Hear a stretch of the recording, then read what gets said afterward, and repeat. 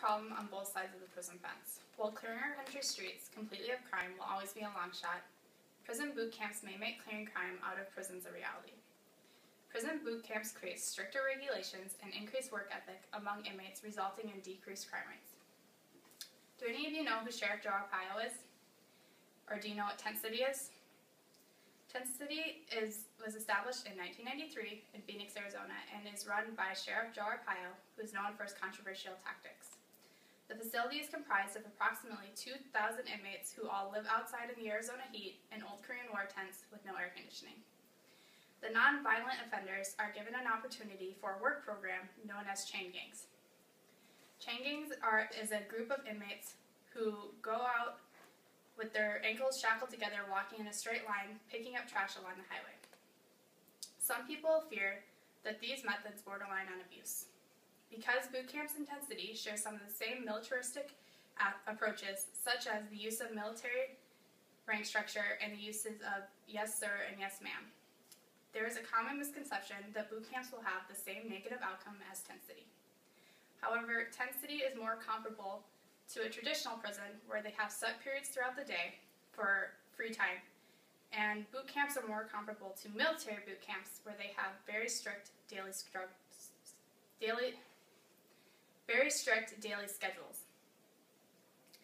Arpaio does share one concept regarding reformation that sums up the boot camp's bottom line.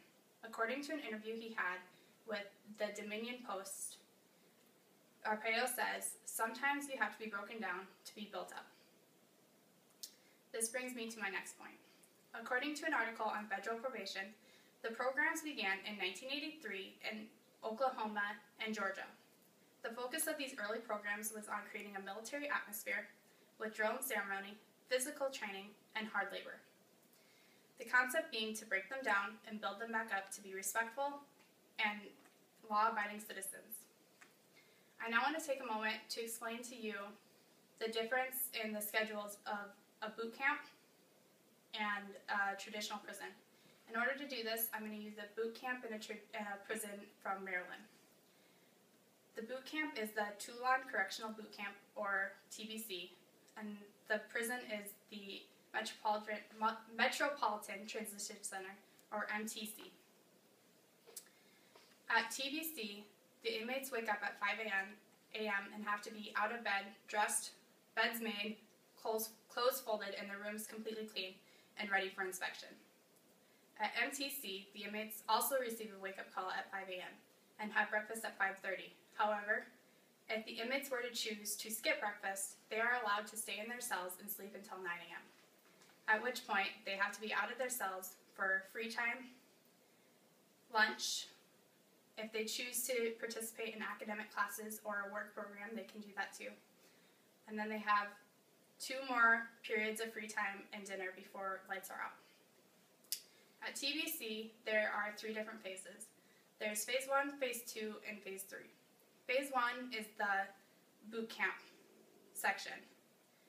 The Phase 1 participants primarily are involved in inspections, military drills, physical training, and academic classes. Whereas Phase 2 and Phase 3 break off at 7 a.m. to 3 p.m. and they go and pick up trash along the highway. Phase 2 and 3 also primarily are involved in job skills training and life skills training. The idea is to transition them from being broken down in boot camps and being built back up through Phase 2 and Phase 3 to be able to live a life on their own outside of prison without falling back on old habits.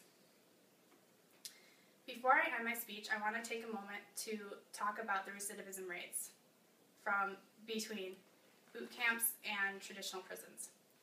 Determining recidivism rates across the board is a little difficult to do, as this varies from camp to camp, prison to prison, and state to state.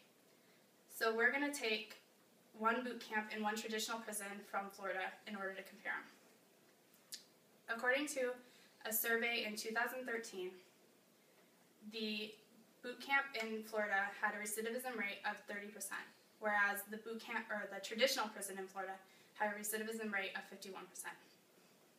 So for the boot camp, they had 30% of their participants go back to jail after being released. And 60% went on to live perfectly normal and crime-free lives. With the traditional prison, over half of them went back and committed another crime and were sentenced to another prison sentence.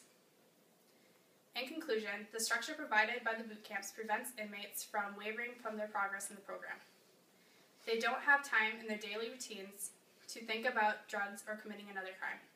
Their days are solely focused on their positive progress and their crime-free futures. The structure and the therapeutic classes are what make boot camps more effective in preventing recidivism than traditional prisons.